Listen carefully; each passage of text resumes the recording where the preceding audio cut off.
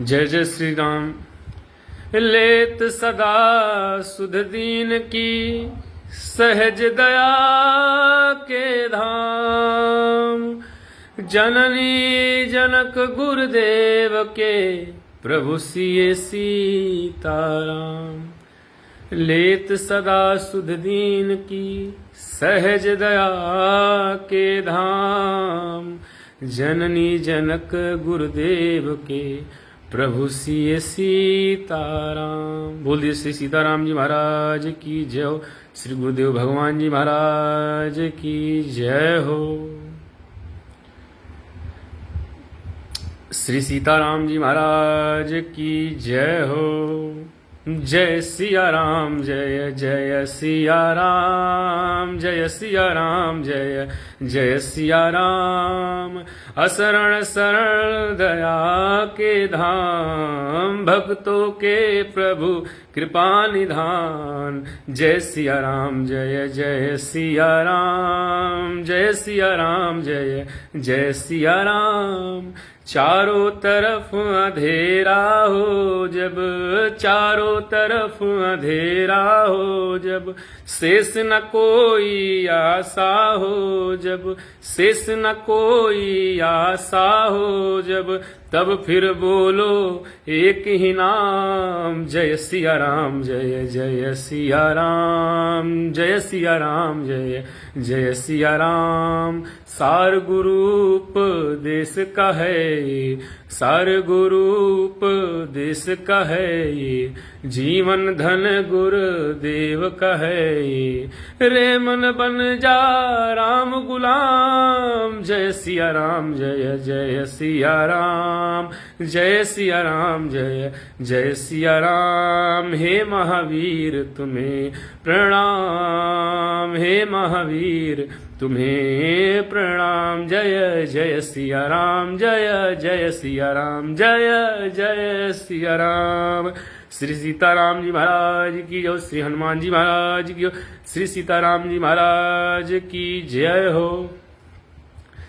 तो राम नाम की महिमा का वर्णन कर पाना असंभव है। राम जी की नाम का महिमा का वर्णन कर पाना असंभव है। भगवान देवादिदेव महादेव अनवरत श्री सीताराम जी के नाम में ही लीन रहते हैं।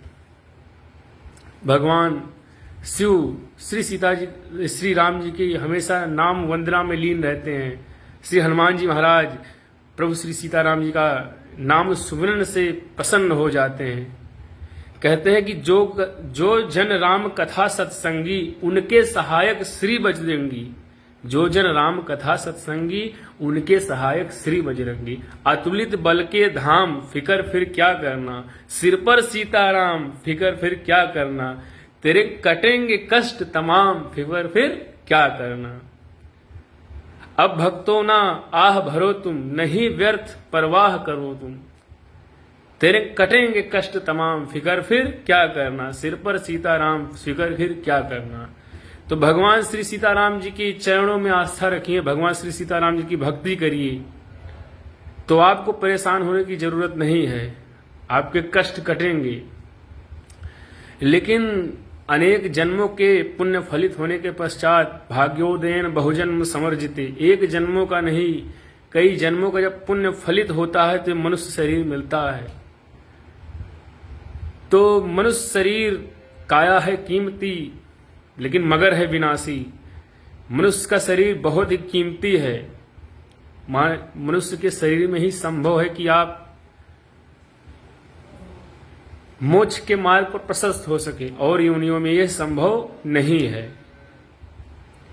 तो शरीर जो है साधन है, शरीर योग व भोग दोनों का साधन है।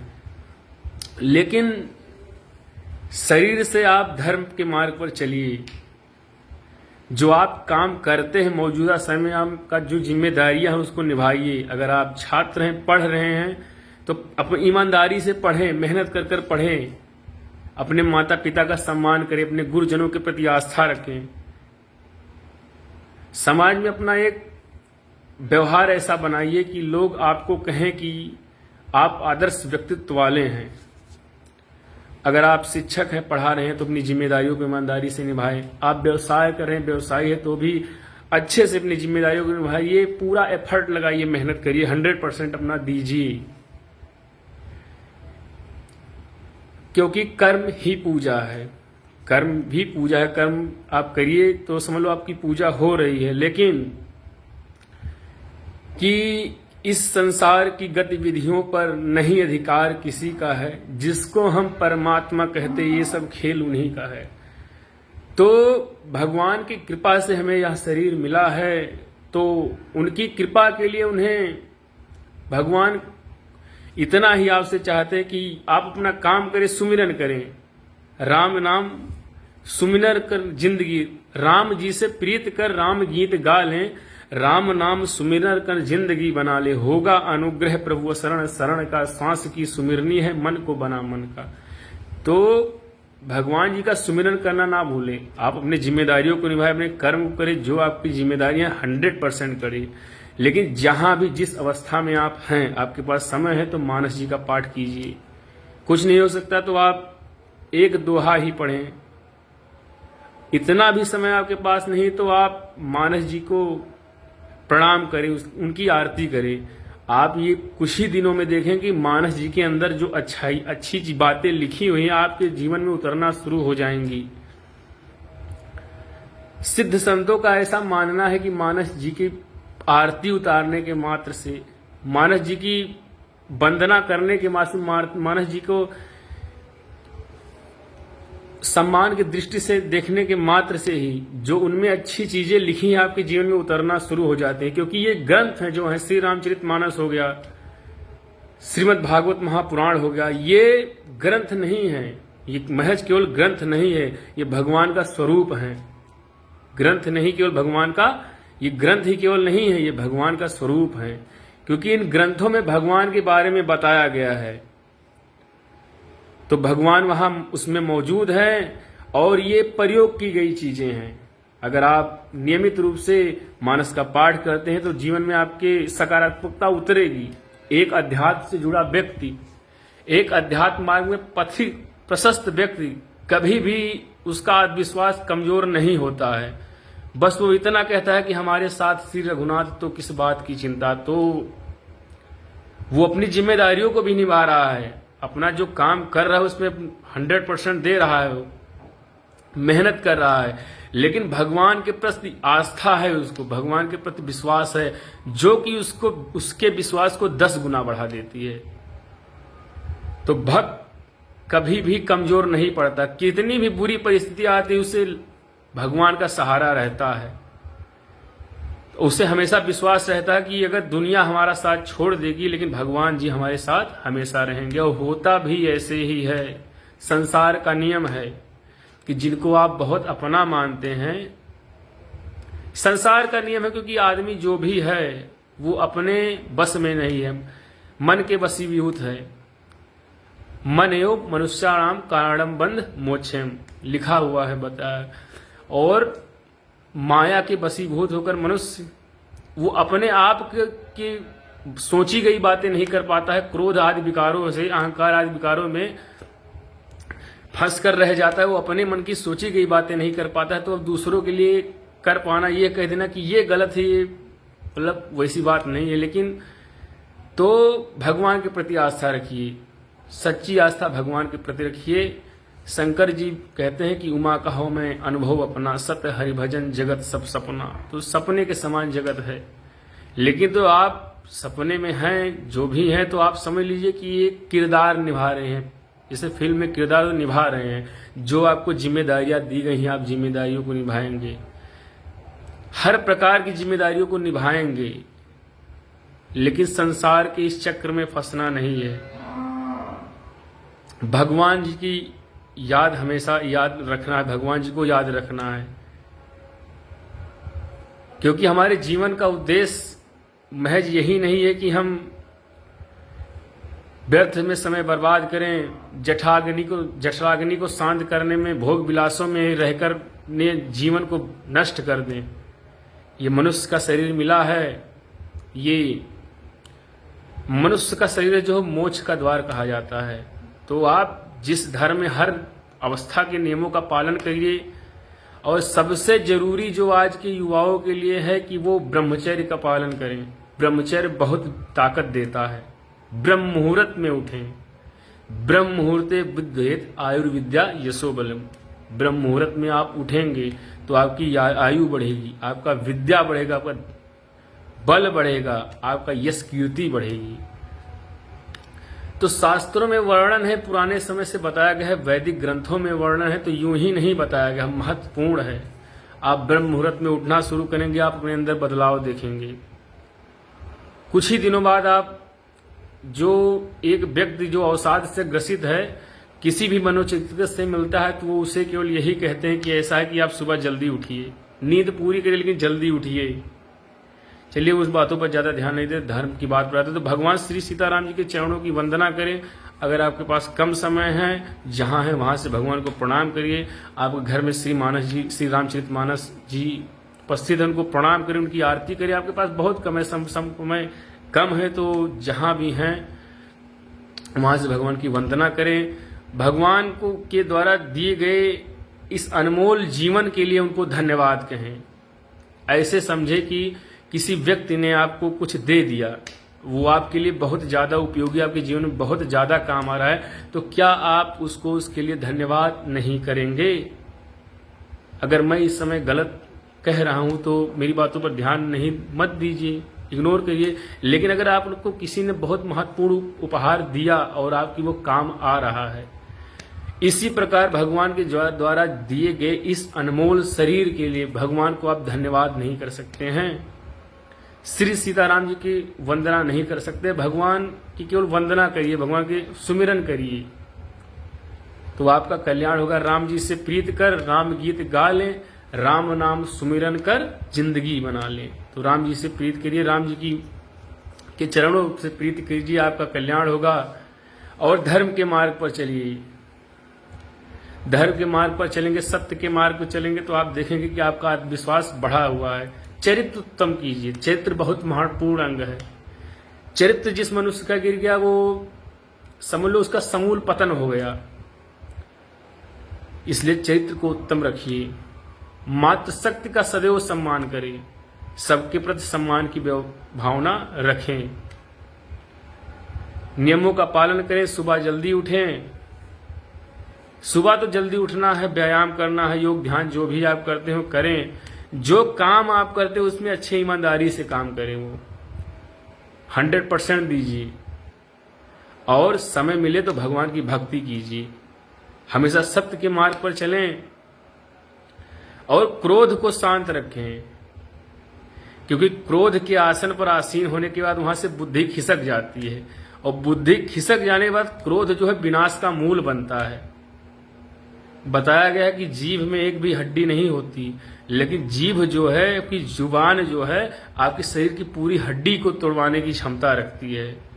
होता किससे है? क्रोध से होता है। करता नित्य विरोध क्रोध का, कहता बुरा अंजाम, और होता क्रोधित स्वयं तो होती बाणी बिना लगाम। तो आप सब कहते हैं, हम भी कहते हैं, सबकी बात है, क्रोध पर विजय पाना आसान बात नहीं है। क्रोध तो गलत है, लेकिन क्रोध से बचा जाए। क्रोध से बचा जाए, क्रोध कम से कम किया जाए।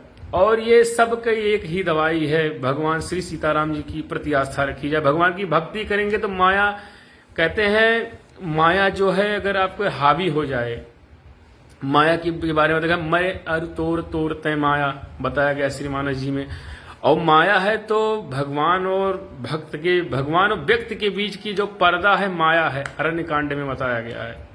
भक्त ये कहते हैं जीवात्मा और परमात्मा के बीच का कोई भेद है तो माया है। और माया के इस पर्दे को काटना है तो मायापति के शरण में जाइए, श्री सीताराम जी के शरण में जाइए, उनकी भक्ति कीजिए, तो आप देखेंगे कि आपका जीवन संभल जाएगा।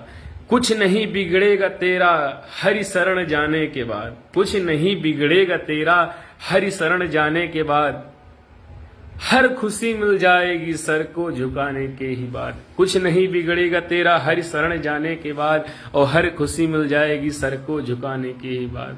तो भगवान के प्रति आस्था रखिए, अपने आप के लिए अपने आपको जो जिम्मेदारियां हैं, आप पढ़ रहे हैं तो पढ़ें, पढ़ा रहे हैं तो पढ़ाएं, बिजनेसमैन है तो व्यापार करें। आपका जो काम है 100% मेहनत से करें।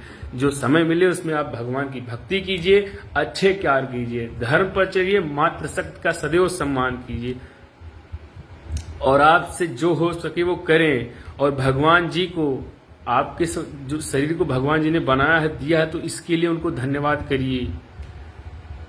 पशु पक्षियों के प्रति अच्छा व्यवहार रखें, वृक्षारोपण हो सके तो करें, सबके प्रति अच्छा व्यवहार रखें, अपने परिवार के प्रति अच्छा व्यवहार रखें, अपने माता पिता के प्रति अच्छा व्यवहार रखें। होता क्या है कि आपके परिवार वाले आपके लिए बहुत ज्यादा महत्वपूर्ण, सबसे ज्यादा महत्वपूर्ण आपके परिवार वाले ही आपके लिए हैं।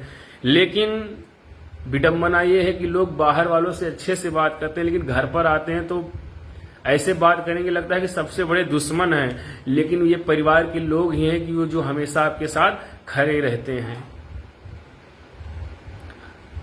पूर्व जन्मों के कर्म के बंधनों के अनुसार ही आपके परिवार के लोग आपको मिलते हैं। ये ऐसा मत समझिए कि इससे हो गया। पूर्व जन्मों का जो कर्मा अलाइनमेंट है उसी के अनुसार आपके परिवार के लोग आपको मिले हैं। तो जो जिम्मेदारियां उनके प्रति हैं उनको निभाइए, जो दुख सुख है मिल बांट कर काटिए और उसे प्रेम भावना से रखिए। यही समझ लीजिए आपका लाइफ गोल है, भगवान की यही इच्छा है। तो अपने परिवार वालों के साथ अच्छा व्यवहार रखें, धर्म के मार्ग पर चले, अच्छी चीजें करें, जो आपका काम है जिम्मेदारियां अपनी निभाए, सबके प्रति अच्छा व्यवहार करें, मातृशक्ति का सम्मान करें, अपने आप के व्यक्तित्व को बदलें, एक अच्छाई के रास्ते पर चलें, धर्म के रास्ते पर चलें, सत्य के रास्ते पर चलें, क्योंकि सत्य समान धर्म नहीं दूजा, आदम निगम पुराण बखाना। और परहित सईस धर्म नहीं कोई, पर पीड़ा सम गई अधमाई। तो सत्य तो सबसे बड़ा धर्म है, लेकिन दूसरों की भलाई कर देने से बड़ा कोई धर्म नहीं, और दूसरों को दुख पहुंचाने से बड़ा कोई अधर्म नहीं। तो भैया किसी को दुख भी नहीं पहुंचाना है। आपके पास कुछ है, कुछ चीजें हैं, कुछ क्षमताएं हैं, तो दूसरों की मदद कर दीजिए, लेकिन ऐसा काम नहीं करना है किसी से कोई दुख हो जाए। तो ऐसी बातों पर आप ध्यान दें, अपने जीवन को संभालें, अच्छे रास्ते पर चलें, मेहनत करें, आत्मविश्वास रखें। हो सकता है आपका जीवन संघर्ष से गुजर रहा हो, परेशानियां आपके जीवन में बहुत ज्यादा आप परेशान हो, क्योंकि हर परिस्थितियां मनुष्य के जीवन में आती है। कोई ऐसी बात नहीं कि हमेशा हो सकता है व्यक्ति अपने स्तर से सोचता हो, जिस हालत में है उसे दूसरों को सोचता हो, तो हो सकता है कि कठिनाइयां सबके जीवन में हैं, आप परेशानी से गुजर रहे हैं। तो आप अगर परेशान हैं तो जो काम आप करें पूरे दिमाग से 100% करिए, मेहनत करिए, भगवान के प्रति आप विश्वास रखिए, आपका समय अच्छा आएगा। हर पतझड़ के बाद बसंत आता है, हर पतझड़ के बाद बसंत आता है, और हर रात के बाद सुबह आती है। इस बातों पर आप ध्यान रखिए। तो प्रकृति का नियम है परिवर्तन। आज दुख है कल सुख होगा, कल सुख है आज दुख है, कल सुख होगा परसों फिर दुख होगा। ये तो जीवन चक्र है, चलता रहेगा। लेकिन आप भगवान के प्रति आस्था रखें, भगवान जी की पूजा अर्चना करिए, धर्म के मार्ग पर चलिए, अपना धर्म जो कार्य है वो करिए, अपनी जिम्मेदारियों को निभाइए, अच्छे कार्य कीजिए और धर्म के मार्ग पर चलिए, अच्छे व्यवहार समाज के प्रति रखें, सबके प्रति अच्छा व्यवहार रखिए। जय श्री राम, जय श्री राम, जय माता दी, जय जय श्री सीताराम, जय जय श्री सीताराम, जय जय श्री सीताराम। ओम नमः पार्वती पते नमः। हर हर महादेव शंभो। सर्वे भवन्ति सुखिनः, सर्वे सन्तु निरामया, सर्वे भद्राणि पश्यन्ति, मा कश्चित् दुर्भाग् भवेत्। सुशान्ति सुशान्ति सुशान्ति।